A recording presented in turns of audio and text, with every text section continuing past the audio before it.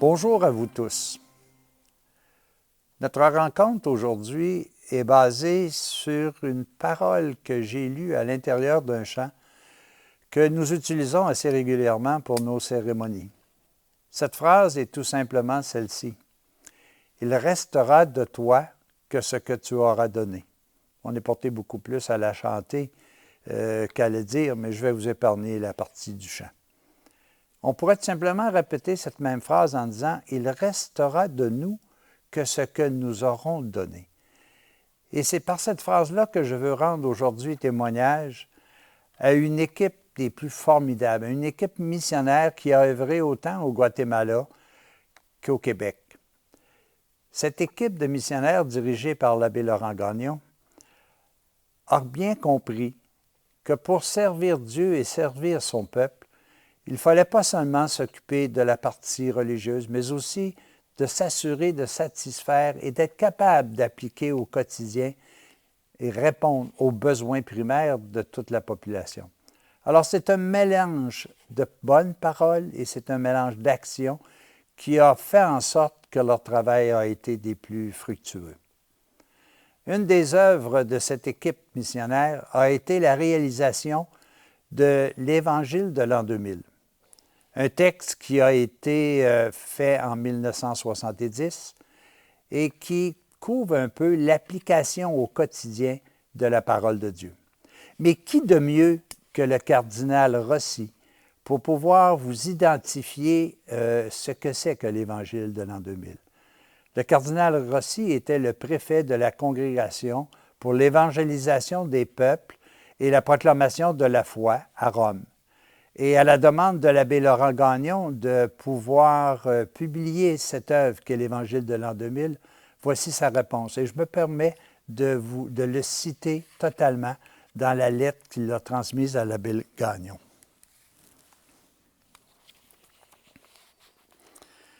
Alors, Congrégation pour l'évangélisation des peuples et la propagation de la foi.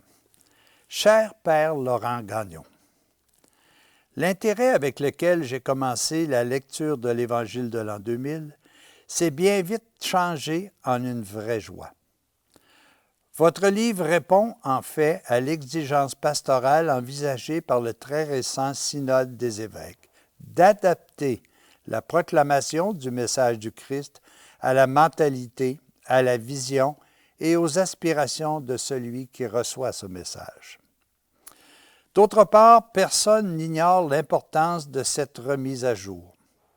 Elle se reflète dans le témoignage de vie de celui qui proclame l'Évangile, tout comme la compréhension du même message dépendent de l'image et la crédibilité de l'Église. Eh bien, cher Père, je suis heureux de vous féliciter, puisque votre volume apporte une vraie contribution à cet effort de rénovation si nécessaire pour l'évangélisation du monde moderne. La simplicité de votre style, la logique division de vos chapitres, l'efficace variété de vos exemples tirés de la vie quotidienne de la famille, du travail, de l'école, révèlent une expérience non commune en catéchèse et une méditation vécue des vérités de la foi exposées de façon si évangélique. De tout mon cœur, je formule le souhait que l'Évangile de l'an 2000, qui a déjà fait tant de bien au Guatemala, puisse trouver d'excellents traducteurs pour sa diffusion dans les autres nations où il produira, j'en suis sûr, des fruits spirituels abondants. À vous, très révérend Père, et à toute votre équipe de collaborateurs, l'expression de ma sincère gratitude et de ma plus affectueuse bénédiction. Agnello, cardinal Rossi. Et aller jusqu'à aujourd'hui, c'est l'Évangile de l'an 2000, est traduit en français, en anglais et en espagnol. Et tout récemment, je découvrais dans les écrits de l'abbé Laurent Gagnon que déjà une première version avait été faite en italien, mais malheureusement n'a pas encore été publiée. Demain nous dira si celle-ci le sera. Mais comprenons-nous bien.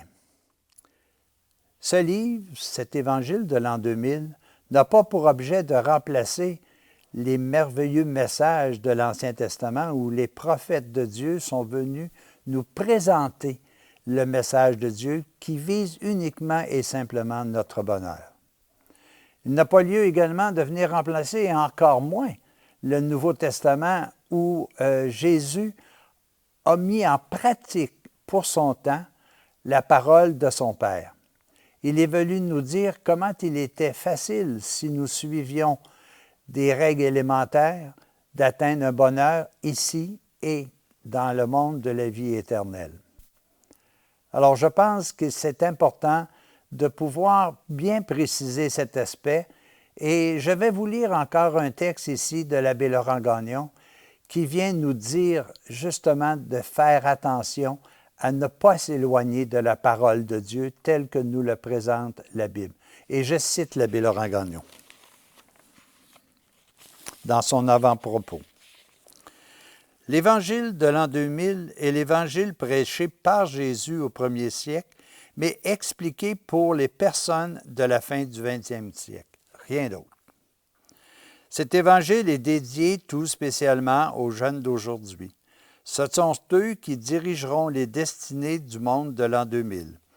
Ils ont besoin de boire à longs traits à la source des eaux vives. Ils ont besoin de se nourrir de la parole de Dieu qui est esprit et vie.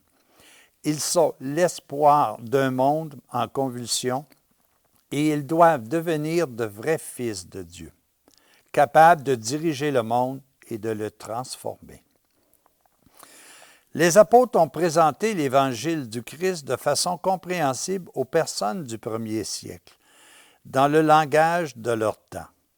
Mais l'Évangile n'a pas été révélé seulement pour les personnes du premier siècle, mais pour toute personne de tous les temps, de toutes les races, de tous les peuples, car il contient les paroles d'une vie éternelle.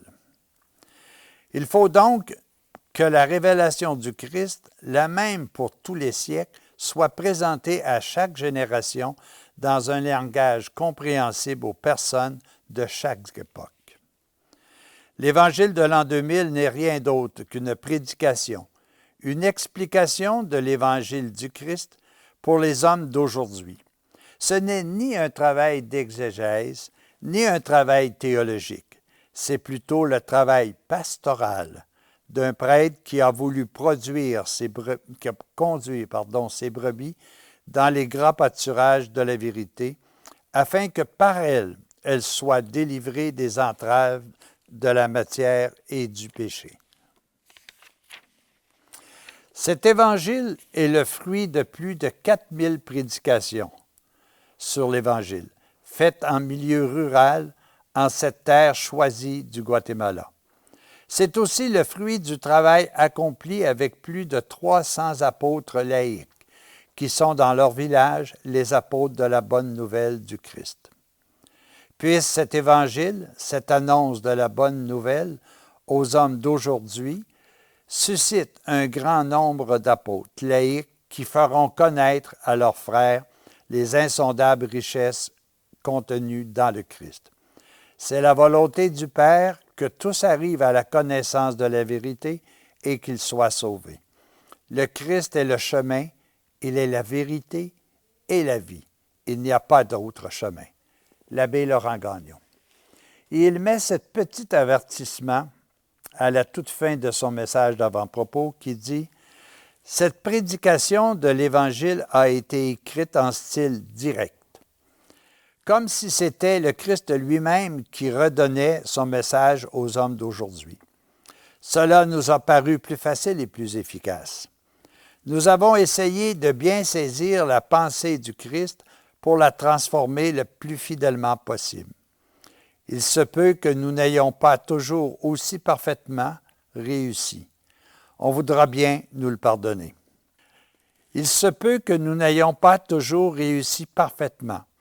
On voudra bien nous le pardonner. Ce texte n'est pas une révélation, mais le fruit d'une méditation de plusieurs années et d'une prédication de tous les jours du message évangélique. Si on trouvait dans ce livre une seule phrase qui ne correspondait pas à la pensée du Christ, telle qu'elle nous est présentée dans l'Évangile, qu'on veuille bien la rayer sans pitié. Elle serait de nous et par la suite inutile. Qu'on veuille bien cependant nous le signaler. Laurent Gagnon. Alors, cet évangile de l'an 2000 a servi à des dizaines de milliers de personnes au Guatemala et au Québec. Et ce que nous voulons faire, moi et mes collaborateurs, c'est de pouvoir vous présenter cet évangile et les facettes de son application au quotidien de tous les jours. Ce message s'applique et doit être mis en action. Alors, c'est pourquoi, dans l'avenir, nous allons vous présenter les quelques 153 chapitres que contient cet évangile dans un seul et unique but. Gloire et louange à notre Créateur, à notre Rédempteur, mais aussi à tous les prophètes qui, comme l'abbé Laurent Gagnon, ont décidé un jour de mettre l'épaule à la roue et de continuer à propager les meilleurs règnes de bonheur terrestre et éternel. Merci, à la prochaine.